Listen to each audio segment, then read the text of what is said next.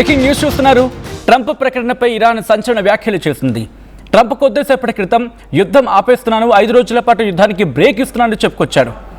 మరి ముఖ్యంగా చర్చలు జరిగాయంటూ కూడా కొద్దిసేపటి క్రితం ట్రంప్ చేసిన ట్వీట్ అది. ఇటు రెండు దేశాల మధ్య మీరు చూడొచ్చు. I'm pleased to report that the United states and America and I'm pleased to report that the United states of America and the country of Iran have had over the last 2 days very good and productive conversations regarding a complete and total resolution of our hostilities in the Middle East. అంటే రెండు దేశాల మధ్య 2 రోజులుగా చర్చలు జరుగుతున్నాయని చెప్పి Trump చెప్పుకొచ్చిన మాట. So ఇక్కడ ఈ మాటను కొట్టిపారుస్తోంది ఇరాన్. ఇరాన్ ఏమంటోంది? Trump backed down, there are no negotiations either అని చెప్పి ఇరాన్ మిలిటరీ న్యూస్ అనే ఒక హ్యాండిల్ చెప్తున్న మాట. అంటే ట్రంప్ వెనక్కి తగ్గాడు. దాంతోపాటు ఎటువంటి నెగోషియేషన్స్ జరగలేదు రెండు దేశాల మధ్య అనేది, రెండు దేశాల మధ్య ఎటువంటి నెగోషియేషన్స్, ఎటువంటి చర్చలు జరగలేదనేది ఆ ట్విట్టర్ ఖాతా చెప్తున్నమాట. ఇరాన్ మిలిటరీ న్యూస్ చెప్తున్నమాట. రెండు దేశాలకు సంబంధించి చర్చ జరిగింది ట్రంప్ చెప్తున్నమాట. బట్ ఇరాన్ ఏమంటోంది? లేదు, మా మధ్య ఎటువంటి డిస్కషన్స్ జరగలేదని చెప్పి. ఇంకొక కోట్ ఏంటి? ఇరానియన్ సోర్సెస్ సెడ్ అని చెప్పి టెహ్రాన్ టైమ్స్ లాంటి కొన్ని ఇరానియన్ న్యూస్ ఏజెన్సీస్ కావచ్చు, లేకపోతే అంతర్జాతీయ న్యూస్ ఏజెన్సీస్ ఏం చెప్తున్నాయంటే, whether direct or indirect with ports adding he back down after being warned the targets would include power plants across West Asia. ఆ ట్వీట్ని మీరు చూడొచ్చు. ఏముంటున్నాయి? వెస్ట్ ఏషియాలో ఉన్న, వెస్ట్ ఏషియా వ్యాప్తంగా ఉన్న పవర్ ప్లాంట్స్ని టార్గెట్ చేస్తామని చెప్పి మేము చెప్పుకొచ్చిన తర్వాత ట్రంప్ వెనక్కి తగ్గాడు అనేది టెహ్రాన్ చెప్తున్నమాట. బహుశా ఇదే నిజమైందా? ఎందుకంటే దీని గురించి డీటెయిల్గా మాట్లాడుకునే ప్రయత్నం చేద్దాం. ట్రంప్ ప్రకటన మీద ఇరాన్ సంచలన వ్యాఖ్యలు చేసింది. ట్రంప్ని ఎప్పటికీ నమ్మలేమంటోంది ఇరాన్. ఇదంతా ట్రంప్ కుట్ర అంటోంది. అమెరికాతో ఎలాంటి చర్చలు జరగలేదు అంటూ చెప్తోంది. నమ్మించి దాడి చేసేందుకు ట్రంప్ ప్లాన్ చేస్తున్నాడు అంటోంది ఇరాన్. యుద్ధంలో ఖమేనీ సహా మా టాప్ లీడర్ను కోల్పోయాం, దెబ్బకు దెబ్బ తప్పదంటోంది. యుద్ధం మొదలుపెట్టింది మేం కాదు, యుద్ధం ఆపేస్తున్నట్లు కాసేపటి క్రితం ట్రంప్ ట్వీట్ చేశాడు. 5 రోజుల పాటు బ్రేక్ ఇస్తున్నట్లు ట్రంప్ ప్రకటించాడు. ఇరాన్తో చర్చలు జరుగుతున్నాయంటూ చెప్పుకొచ్చాడు. ఈ చర్చలు 5 రోజుల పాటు జరుగుతున్నాయి, మరి ముఖ్యంగా ఇంకో 1 రోజుల పాటు జరిగే అవకాశం ఉంది. ఇది ట్రంప్ చెప్పుకొచ్చిన మాట. కానీ ఇప్పుడు ఇరాన్ ఏముంటోంది? ట్రంప్తో ఎటువంటి చర్చలు జరగలేదు, ట్రంప్తో ఎటువంటి డిస్కషన్స్ జరగలేదు, ఇరాన్తో చర్చలు జరుగుతున్నాయన్న ట్రంప్ మాటలు అది పూర్తిగా అవాస్తవం. ట్రంప్ ప్రకటనను పూర్తిగా ఖండిస్తోంది ఇరాన్.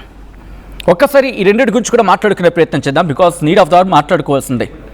అసలు ఎందుకు ట్రంప్ భయపడ్డాడు? ఎనర్జీ సెక్టర్ గురించి మాట్లాడుకునే ప్రయత్నం చేస్తే గల్ఫ్ దేశాల మీద మనం నిన్న కూడా మాట్లాడుకోవడం జరిగింది. పూర్తిగా గల్ఫ్ దేశాలని దెబ్బతీసే ప్రయత్నం జరుగుతోంది. ఎందుకు? మిడిల్ ఈస్ట్లో వార్ ముదిరిన సందర్భంలో ఎలక్ట్రిసిటీ ఇన్ఫ్రాస్ట్రక్చర్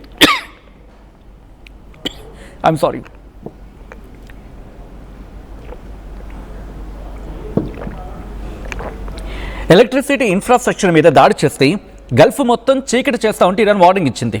ఏకంగా గల్ఫ్ దేశాల్లో 80% విద్యుత్ కేంద్రాలు ఉన్నాయి. ఇవన్నీ కూడా ఒక 50 కిలోమీటర్స్ లోపే ఉన్నాయి సముద్ర తీరానికి. ఇది నేను చెప్పిన మాట కాదు, ఇరాన్ చెప్తున్న మాట. అన్ని విద్యుత్ కేంద్రాలను మా మిసైల్స్ ఫెయిల్ చేయగలమని చెప్పి ఇరాన్ చెప్పుకొచ్చింది. చిన్న పొరపాటు జరిగినా అటు సౌదీ, యూఏఈ, ఖతర్, కువైట్ ఈ దేశాల విద్యుత్ గ్రిడ్లు కుప్పకూలే ప్రమాదం ఉంది. విద్యుత్ ప్లాంట్లు ఆగిపోయాయి అనుకోండి, అక్కడ సముద్రపు నీటిని శుద్ధి చేసే ప్లాంట్స్ కూడా ఆగిపోతాయి. దీంతో గల్ఫ్ దేశాలకి తాగడానికి నీళ్లు దొరికిన పరిస్థితి నెలకొంటుంది కొన్నేళ్ల పాటు, ఏకంగా కొన్నేళ్ల పాటు. అండ్ ఇక్కడి నుంచి ఇరాన్ అత్యాధునిక drones, missiles, ballistic missiles Gulf దేశాల ఎయిర్ డిఫెన్స్ సిస్టమ్ను దాటి దాడులు చేస్తాయని చెప్పి ఇటు అమెరికా కూడా సమాచారం ఉంది. దుబాయ్లోని సోలార్ పార్క్లను సైతం టార్గెట్ లిస్టులో పెట్టుకుంది ఇరాన్ అంటే అర్థం చేసుకోవచ్చు. దీంతో ఇరాన్ నుంచి రక్షణ కల్పించాలని అమెరికాపై గల్ఫ్ దేశాలు ఒత్తిడి తీసుకొచ్చాయి. గల్ఫ్ దేశాల ఎలక్ట్రిసిటీ ఇన్ఫ్రాపై కనుక దాడి జరిగితే ప్రపంచ ఇంధనంకి, ఆ భద్రతకు ముప్పు వస్తుంది. అందుకని భయపడ్డాయి. ఇక్కడ ఒక విషయం మాట్లాడుకోవాలి. ఇరాన్కి సంబంధించి మీకు గుర్తుందా? న్యూక్లియర్ ఫెసిలిటీ కూడా కాదు, న్యూక్లియర్ పవర్ ప్లాంట్ని టార్గెట్ చేసింది నిన్న ఇరాన్. డిమోనా సిటీలోని న్యూక్లియర్ సెంటర్ మీద ఇరాన్ మిసైల్స్ కురిపించింది. దాంట్లో 100 మందికి పైగా తీవ్రంగా గాయపడ్డారు. నటాంజ్ స్థావరంపై దాడి జరిగిన రోజే ఇరాన్ కూడా ప్రతీకారం తీర్చుకుందని చెప్పి నేను మాట్లాడుకున్నాం. దీంతో దెబ్బకు దెబ్బ తీసింది. అసలు ఇజ్రాయెల్ మీద దాడి చేయడం ఏంటి? ఎందుకంటే వాళ్ళకి ఐరన్ డోమ్ ఉంది, డేవిడ్ స్లింగ్ ఉంది, యారో లాంటి advanced air defence system, air dominance ఉంది. ఒక మాటలో చెప్పాలంటే దట్టు కంప్లీట్ ఎయిర్ డామినెన్స్ ఉన్న అమెరికా ఉంది, నేవీ డామినెన్స్ ఉన్న అమెరికా ఉంది, దాంతోపాటు ఎయిర్ సుపీరియారిటీ చూపించే ఇజ్రాయెల్ ఉంది, వార్ టాక్టికాలిటీ ఉంది, మొసాద్ లాంటి ఇంటెలిజెన్స్ ఏజెన్సీస్ ఇజ్రాయెల్కి ఉంది, సిఐఏ లాంటి ఇంటెలిజెన్స్ ఏజెన్సీ అమెరికాకు ఉంది. ఇన్ని ఉన్నా కూడా ఇరాన్ దగ్గర ఉన్న ఆయుధ సంపత్తి ఏంటనేది ఎవ్వరికీ అంచనాకు అందటం లేదు. ఏకంగా కొన్ని లక్షలు, ఒక 20 లక్షలకు పైగా ఆయుధ సంపత్తిని వాళ్ళ మిజైల్ సిటీలో ఏర్పాటు చేసుకున్నారనేది వినిపించే మాట. మరి అంతే ఉన్నాయా, అంతకన్నా ఎక్కువ ఉన్నాయా? ఎందుకంటే ఈరోజు మాట కాదు ఇది, 1979 అనుకుంటా రెజీమ్ చేంజ్ ఓవర్ అయిన దగ్గర నుంచి దాదాపు 40 ఏళ్ల పాటు వాళ్ళకి తెలుసు అమెరికా ఏ రోజున దాడి చేస్తుందని చెప్పి. దాంతో రెడీ అయ్యింది. దాంతో వాళ్ళు దెబ్బకి దెబ్బ తీసే ప్రయత్నమే, ఎంతవరకైనా తెగిస్తామని చెప్పి ఇరాన్ చెప్పుకొచ్చింది. ఇజ్రాయెల్ అటాక్ చేసిన వెంటనే ఇరాన్ రియాక్ట్ అయింది. ఇజ్రాయెల్ ఇంటర్నేషనల్ చట్టాన్ని ఉల్లంఘిస్తుందని చెప్పి ఇరాన్ చెప్పుకొచ్చింది. అయితే ఇక్కడ అండర్ గ్రౌండ్లో ఇరాన్ సీక్రెట్ సిటీ గురించి నేను మాట్లాడుకున్నాం. ఒక కంప్లీట్ ఎక్స్ప్లెయినర్ ఆర్టీవీ చేసుకొచ్చింది, అది వీడియోస్లో ఉంటుంది. You can go through with that, మీరు వాటిని చూడొచ్చు ఒకసారి. ఇరాన్ బలంగా కేష్మా ఐలాండ్, ఇరాన్ బలవంతా కూడా కేష్మా ఐలాండ్, దాదాపు ఒక 1500 చదరపు కిలోమీటర్ల ఉప్పు రాతి శిరల ద్వీపం. అది అండర్ గ్రౌండ్లో మిసైల్ సిటీ అని చెప్పి, దాంట్లో శత్రువులు ఎవరూ కూడా వెళ్ళలేని గుహలు ఉంటాయి. అలాంటి ఆయుధాలని అక్కడ, ఆయుధ స్థావరాన్ని అక్కడ ఏర్పాటు చేస్తుందని చెప్పి నిన్న మాట్లాడుకున్నాం. భూగర్భ మిసైల్స్ ఉంటాయి అక్కడ, సిటీలో కరెంటు, వెంటిలేషను, రైల్ నెట్వర్క్ ఇవన్నీ ఉన్నాయని చెప్పి. ఈ ఇన్ఫర్మేషన్ ట్రంప్కి తెలిసిన తర్వాత గజగజ వణికిపోయాడు, భయపడ్డాడు. ఇరాన్ను ఏమీ చేయలేక భయపడ్డాడు ట్రంప్ అనేది వినిపించే మాట. సో ఇటువంటి డెవలప్మెంట్ జరిగిన తర్వాత ఇప్పుడు ఇరాన్ మిలిటరీ మీడియా ఇంకొక లేటెస్ట్ ట్వీట్ చేస్తుంది. అది ఏమంటుందంటే కనుక, Iran military media, Iran foreign minister చెప్పుకొచ్చిందని చెప్పి, there are no negotiations between Tehran and Washington. The statements by the US president are part of an effort to lower energy prices and buy time for implementing his military plans. చూసారా, మన ఇందాక కూడా మాట్లాడుకోవడం జరిగింది. ఇదంతా కూడా Trump కుతంత్రం అనేది Iran చెప్తున్న మాట, ఇది నేను అంటున్న మాట కాదు. ఇది Iran military media Iran foreign మినిస్ట్రీని కోట్ చేస్తూ చెప్పుకొస్తుంది. ఇరాన్ ఫారెన్ మినిస్టర్ వాళ్ళతో చెప్పిందని చెప్పి ఏముంటుంది, ఇటు టెహ్రాన్కి వాషింగ్టన్కి మధ్య ఎటువంటి డిస్కషన్స్ లేవు. అదిగో మీరు చూడొచ్చు ఆ ట్వీట్ని. ఇరాన్ ఫారెన్ మినిస్టర్ చెప్పుకొచ్చిందని చెప్పి, there are no negotiations between Tehran and Washington. Tehran అంటే ఇరాన్, వాషింగ్టన్ అంటే అమెరికా. ఇటు ఇరాన్కి అమెరికాకి మధ్య ఎటువంటి నెగోషియేషన్స్ జరగలేదు. అయితే the statement by the US president are part of an effort to lower energy prices. చమురు ధరలు పెరిగిపోతున్నాయి కదా, వాటిని తగ్గించేందుకే పాపం కష్టాలు పడుతోంది. ఈ నేపథ్యంలోని ఒక ట్వీట్ చేసి వదిలేశాడు, సో దట్ కొంచెం ప్రైసెస్ తగ్గుతాయని చెప్పి. వాస్తవమే, ఎప్పుడైతే ట్రంప్ ఆ ట్వీట్ చేశాడో దాదాపుగా చమురు ధరలు 13% తగ్గి అనేది వినిపిస్తున్నమాట. మరి 13% లేకపోతే ఇంకా తగ్గుతాయా, ఇంకా పెరిగే అవకాశం ఉందా? అంటే తగ్గే అవకాశం, పెరుగుదల విషయం పెరిగే అవకాశం గురించి మాట్లాడుకుంటున్నాం. అంటే తగ్గుదల ఇంకా పెరుగుతుంది, 13% అంటున్నారు, 20% పెరిగే అవకాశం ఉందా? సో అదే అంటోంది ఇరాన్ కూడా. ఇటు ఎనర్జీ ప్రైసెస్, ఇంధన ధరలు రోజు రోజుకి పెరిగిపోతున్నాయి కాబట్టి వాటిని తగ్గించే ప్రయత్నంలో ట్రంప్ చేసిన ఒక ప్రయత్నం అని చెప్పి. అండ్ ఇంకొకటి, ఆ కంటిన్యూటీలో ఇంకోటి ఏమంటోంది, and buy time for implementing his military plans. ఆయన మిలిటరీ ప్లాన్స్ని ఇంప్లిమెంట్ చేయడానికి కాస్త సమయం తీసుకుంటున్నాడు. 5 రోజుల తర్వాత చాలా గట్టిగా కొట్టే ప్రయత్నం చేయబోతుంది అమెరికా. ఎందుకు ఈ మాట మాట్లాడుకుంటున్నాం, ఎందుకు మళ్ళీ ఈ మాట తెర మీదకి వస్తుంది అంటే, మళ్ళీ గత ఏడాదికి మనం కొంచెం ట్రావెల్ బ్యాక్ చేయాల్సి ఉంటుంది. వెనక్కి వెళ్తే ఒక ఏడాది క్రితం వెళ్తే 12 రోజుల పాటు యుద్ధం చేశాడు. 12 రోజుల పాటు నటాన్స్ లాంటి వాళ్ళ న్యూక్లియర్ ఫెసిలిటీస్ని టార్గెట్ చేసుకున్న తర్వాత డిస్కషన్స్ అన్నాడు, తర్వాత కొలుక్కొచ్చింది అన్నాడు, తర్వాత ఇరాన్ కూడా అలాగే ప్రతిదాడి చేస్తుంది, గల్ఫ్ దేశాల మీద టార్గెట్ చేస్తుంది, అమెరికా బేసెస్ మీద టార్గెట్ చేస్తుంది. సో అది అయిపోయింది.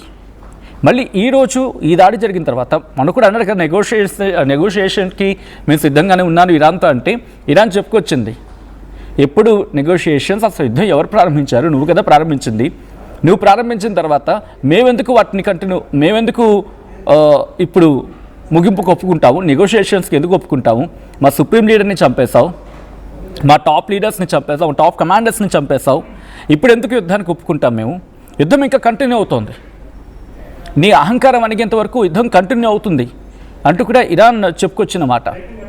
అండ్ ఇరాన్ దగ్గర ఉన్న వ్యూహాత్మక అడుగులకి, ఎందుకంటే అక్కడ ఎప్పుడైతే టాప్ కమాండర్స్ని చంపేసుకుంటూ వస్తున్న తర్వాత వీక్ అవ్వాల్సిన ఇరాన్ ఇంకా బలం పుంజుకుంటోంది. ఎప్పుడైనా ఆ దేశ అధ్యక్షునో లేకపోతే సుప్రీం లీడర్ అలాంటి వ్యక్తిని చంపేసిన తర్వాత సాధారణంగా వీక్ అవ్వాలి. కానీ ఈరోజు ఏకంగా వాళ్ళ రేంజ్ని దాటి వాళ్ళ దగ్గర ఉన్న మిసైల్ క్యాపబిలిటీ ఎస్టిమేషన్, ప్రపంచ దగ్గర ఒక ఎస్టిమేషన్ ఉంది, ఇరాన్ దగ్గర ఈరోజు ఎంత ఆయుధ సంపత్తి ఉంది, ఇంతవరకు కొట్టగలరని చెప్పి. కానీ ప్రపంచమే అబ్బురపడేలా, ప్రపంచమే అబ్బా అని షాక్ అయ్యేలా రేంజెస్ని దాటిపోతోంది. వాళ్ళ వ్యూహాత్మక అడుగులు దాటిపోతున్నాయి. ప్రపంచం నుంచి మద్దతు కోరుకుంటున్న అమెరికాకు అనుకున్నంత మేర ఆశించిన స్థాయిలో మద్దతు దొరకటం లేదు. మరి ముఖ్యంగా పశ్చిమ దేశాల నుంచి, యూరోపియన్ కంట్రీస్ నుంచి అస్సలు మద్దతు లేదు. ఎందుకంటే నీవు నేర్పిన విద్య ఓ నీరాజాక్ష అని చెప్పి ఒకటి ఉంటుంది కదా, అంటే నువ్వు ఏదైతే చెప్పావో నీకు అదే చేసి చూపిస్తావని చెప్పి. సో ఇప్పుడు ఏ దేశాలైతే పట్టించుకుంటాయని చెప్పి అనుకున్నాయో అమెరికాని, ఈరోజు అమెరికా దెబ్బ కొట్టింది. గల్ఫ్ దేశాలు ఈరోజు వెళ్ళి రిక్వెస్ట్ చేసిన పరిస్థితి ఉంది. ఇది ఎక్కడ పూర్తిగా కొట్టిపారైన అంశం, ఇంకా చెప్పాలంటే నిర్వివాద అంశం. గల్ఫ్ దేశాలకి ఈరోజు ప్రెషర్ పడుతోంది. వాళ్ళకి పేట్రియాట్ కానీ, ఐరన్ డోమ్ కానీ, డేవిడ్ స్లింగ్ కానీ, యారో కానీ, థాడ్ లాంటివి కానీ ఎక్కడా లేవు ఈరోజు పాపం.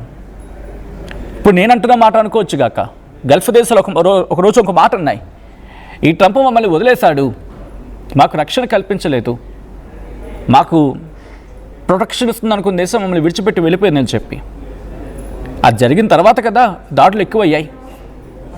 లేకపోతే మిలియన్లు, బిలియనియర్స్ అంటుంటారు కదా, కోటీశ్వరుడు కాదు, కోటీశ్వరుడు ఇటు దుబాయ్లో కావచ్చు, సౌదీలో కావచ్చు, సౌదీ విషయం పక్కన పెడితే దుబాయ్లో అంటే యూఏఈలో ఉండేవాళ్ళు పెట్టే వేడా సర్దుకొని కట్టుబట్టలతో వెళ్ళిపోయారు. ఆ దేశాన్ని వదిలంటే అర్థం చేసుకోండి ఎటువంటి ఇంపాక్ట్, స్ట్రాంగ్ ఇంపాక్ట్ చూపించిందని చెప్పి. కొన్ని అక్కడితో అయిపోలేదు కదా.